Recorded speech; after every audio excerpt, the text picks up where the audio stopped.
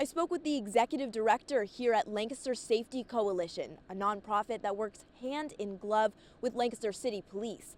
They tell me each one of the roughly 170 cameras in the city grid, as you can see here on this map, has been worth every penny.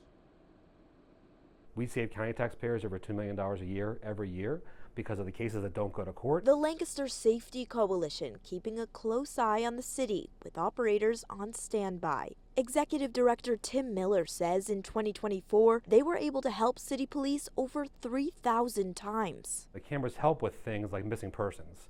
And I can say, just from having worked there as long as I have, those days where you can find that missing child or someone who's having some mental challenges that day and get help to them is a very rewarding day in our operation. Miller says each of the cameras cost roughly $4,000, but the infrastructure and the installation, he says, is where it gets expensive.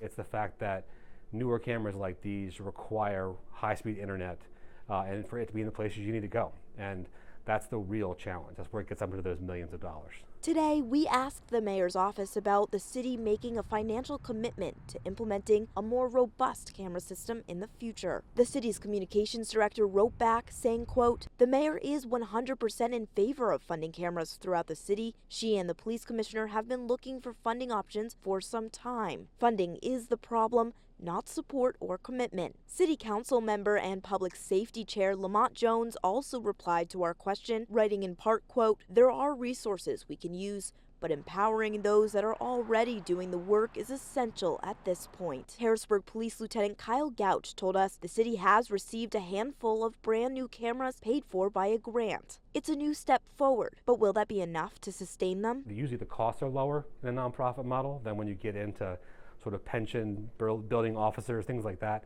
And so I think the costs are lower and the impacts are better, and it's easier to build up community trust. Reporting from Lancaster, Maxine Rose, CBS 21 News.